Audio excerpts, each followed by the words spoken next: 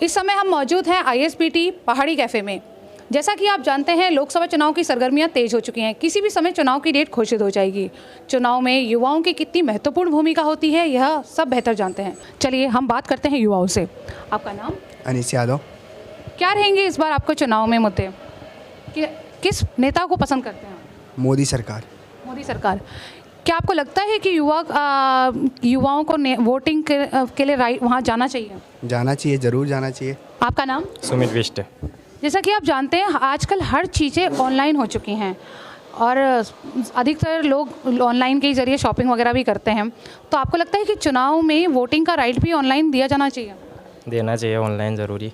कोई अपने घर से नहीं जा पाते चुनाव के लिए किसी कारणवश, तो ऑनलाइन हो तो बढ़िया है मान ले। बेरोज़गारी हमेशा एक मुद्दा रहा है, आपकी नज़र में इसका क्या समाधान है?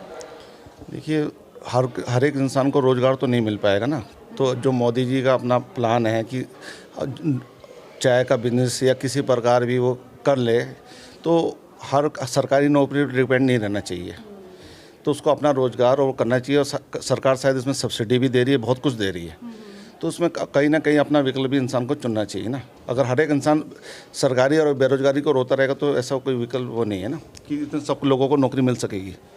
तो क्या स्वरोजगार के लिए क्या सरकार की तरफ से जो प्लानिंग चल रही है वो इनफ है?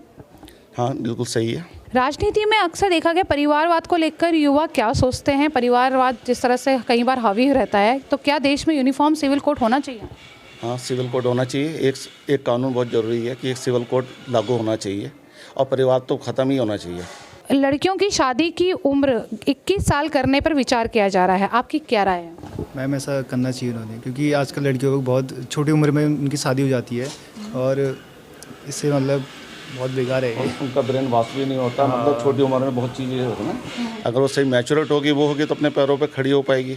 और 21 साल में उसे सोचने समझने की बहुत क्षमता वो रहेगी। तो 21 साल तो मिनिमम सही है।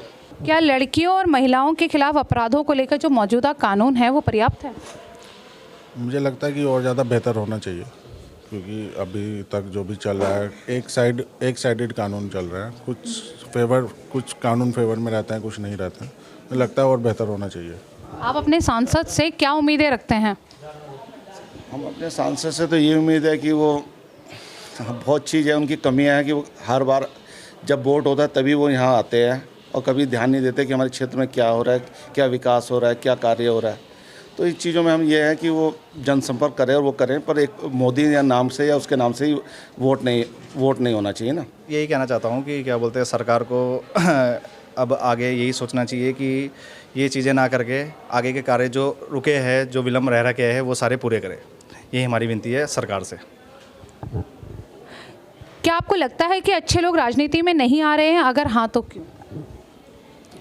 मुझे लगता है लोगों को मौका ही नहीं दिया जाता, क्योंकि जो पुराने पॉलिटिक्स में चल रहे हैं वो लोग नए लोगों को एंट्री देने की बजाय अपने ही लोग जो फिक्स रहते हैं उनको ज़्यादा प्रमोट करते हैं। मतलब पहले से एक जो नीति चली आ रही है उन्हीं को ही करना है, तो आगे नहीं बढ़ना। आगे नहीं। तो क्या किया जाए कि ताकि अच्छे लोग आगे आएं? लगता है कुछ नया ऐसा कुछ लाना चाहिए सरकार को, जिससे नए लोगों को अपनी सोच आगे रखने का मौका मिले और जो चाहते हैं कि देश के लिए कुछ अच्छा कर सके तो उनको एक मौका दिया जाना चाहिए। दुनिया की नामी यूनिवर्सिटीज़ के कैंपस भारत में खोलने की बात चल रही है, इस बारे में आपको क्या लगता है? ये कितना अच्छा बेनिफिट होगा, कितना फ़ायदा होगा हमारे युवाओं को?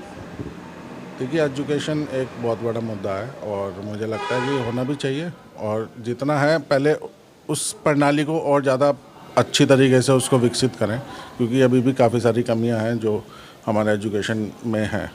पहले उसको करके आगे जो भी है बेटरमेंट वो होना चाहिए। आपको वन नेशन वन इलेक्शन के बारे में राहुल जी क्या सोचते हैं? बढ़िया मुद्दा है ये, जो one nation one election they रखा है इन्होंने। लेकिन बस मैं सरकार से यही विनती करता हूँ कि जो हमारे जो बातें कही गई है वो पूरा करे, ये नहीं कि उसे बोला गया है बस। इसको मतलब अमल भी लाया जाए ना। पिछले दिनों कुछ युवाओं का ये भी कहना था कि जब 21-22 साल का अधिकारी बन सकता है तो क्या चुनाव नहीं लड़ सकता? इस बारे में आपका क्या कहना है? नहीं, वो बात सही है। वो तो ये है कि देखो हर तरह के लोग होते हैं। अब देखो नया इन्होंने एक अग्निपथ का खोला है सरकार ने, आपको पता है 4 साल से ज़्यादा उसमें युवा आएगा, 4 साल रहेगा उसके बाद उसकी कोई वैल्यू नहीं है। आप इस चीज़ को देख सकते हो। तो मेरा कहना यही है कि अगर सरकार 25 के बाद ही सबको चांस दे राजनीति में आने का, 25 से पहले ना। प्राइवेटाइजेशन को लेकर आज का युवा क्या सोचता है?